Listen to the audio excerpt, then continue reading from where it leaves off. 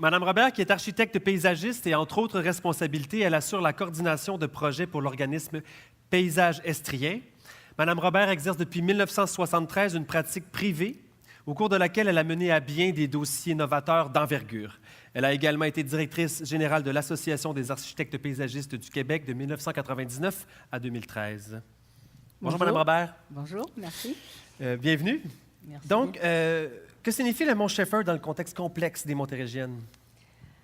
Bien, le mont Shefford, d'abord, il est, en vis-à-vis avec le mont Bromont. Et c'est une...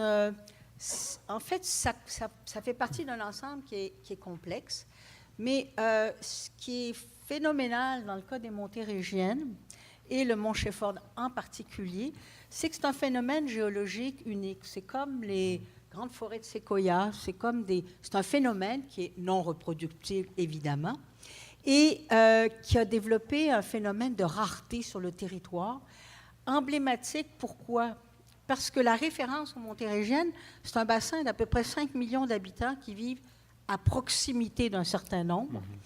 Et évidemment, le développement, on l'a vu à Bromont, se fait également à Shefford, c'est-à-dire que le développement continue sur le territoire et la région de Granby, Shefford, Bromont, Waterloo se développe énormément et, je dirais, condamnée à se développer puisqu'on est à 1 heure de Montréal.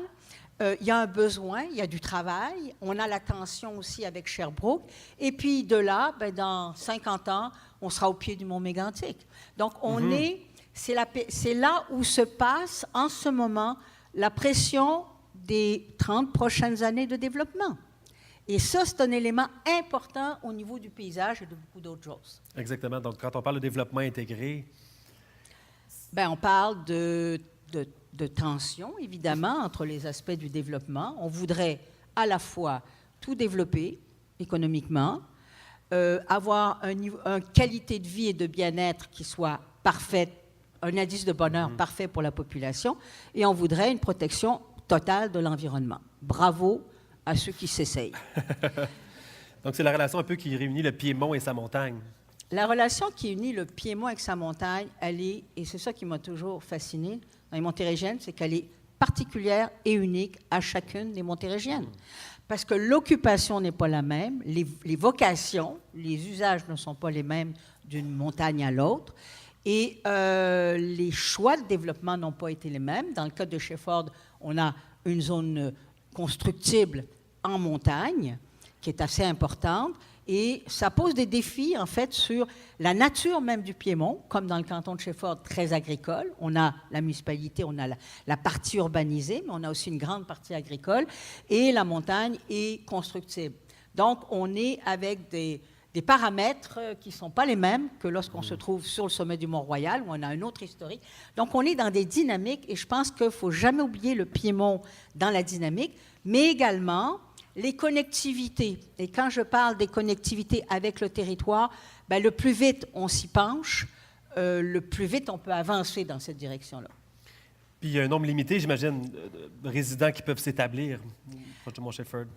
Sur le sommet du mont Shefford, il y a des réglementations qui conditionnent en fait qui réglementent le niveau d'occupation de la propriété, qui respectent jusque dans une certaine limite, et ça, je ne veux pas m'avancer là-dedans, mais je trouve ça un peu généreux, le respect des pentes abruptes. Et je pense qu'il y a peut-être, je n'ai pas vu de document là-dessus, mais peut-être qu'ils existent, toute une réflexion à faire sur la planification des orientations d'une montagne. Il semble y avoir une planification de rues, d'échelle de propriété, mais est-ce qu'on a une planification globale des corridors, des accès, vraiment un plan directeur de la montagne du mont Shefford? Parce que chaque montagne, on parlait de plan de développement durable pour Bromont, mais le mont lui-même devrait faire l'objet d'un plan directeur, comme toutes les Montérégiennes, parce qu'on est dans une dynamique et chacune doit avoir son plan directeur. Et évidemment, je trouve que la table que l'on a, la rencontre que l'on a, c'est de dire, on va d'abord mettre la table pour s'assurer, est-ce qu'on va tous dans une certaine vision, une direction qui est commune, mais il va y avoir des plans directeurs individuels.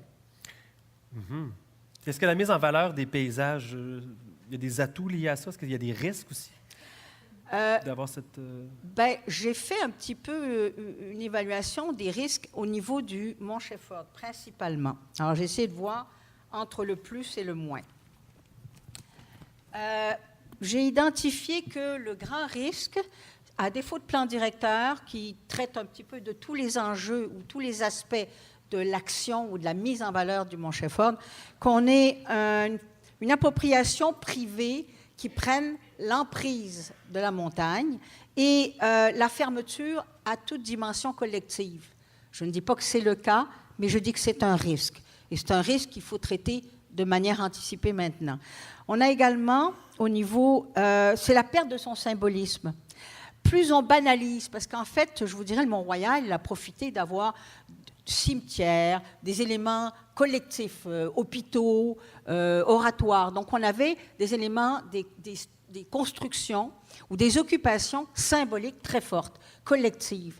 Mais le Mont Shefford, il est vers une appropriation privée de villégiature, intéressante, sans aucun doute, mais donc la perte du symbolisme devient, on banalise en fait un territoire, alors qu'il est extrêmement rare et que sa valeur va prendre, la valeur au livre des Montérégiennes va monter dans les 100 prochaines années, de plus en plus, puisqu'elles sont uniques. Et l'isolement de la plaine, du Piémont, c'est-à-dire que si on ne crée pas les connexions, il va y avoir une forme d'isolement de la montagne, de sa base normale, qui est la base de la communauté, qui est la base de son territoire. Donc ça, je l'ai vu dans les points qui étaient à risque. Au niveau du plus, ben, c'est un lieu qui existe déjà comme lieu d'attrait et d'appartenance. Le Mont Shefford, c'est une référence. OK, il y a une antenne en haut, mais c'est une référence sur le territoire pour Granby, pour Waterloo, pour tout le territoire autour, tout gravite. On a un fort lien d'appartenance dans la région au Mont Shefford et même pour les visiteurs de la région. Donc ça, c'est un élément très fort. C'est déjà un atout. Donc, il faut miser, travailler avec ça. Et également, ben, il y a encore on a préservé, on a une forte importance du domaine non constructible, en raison des pentes, en raison de certaines zones de conservation. Probablement, il y a quelques milieux humides. Mais je pense qu'on est encore dans une forme de modestie là-dedans.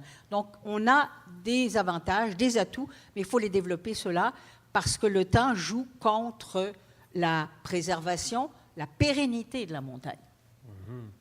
Une petite conclusion à ça? Ben, mon vœu le plus cher depuis très longtemps, parce que je pense que le sujet n'est pas neuf, c'est qu'on expérimente au Québec une vision très originale d'avoir un parc national ou des parcs régionaux, mais un grand parc, selon le statut qu'on voudra bien lui donner, mais un grand parc qui soit les Montérégiennes, une forme de constitution des Montérégiennes en parc, mais équipé de plans directeurs structurants et qui permettent d'harmoniser tout ça, mais de pérenniser l'atout géologique, comme je vous dis, non reproductible, rare et qui vaut cher au livre. Ouais, bravo. Merci.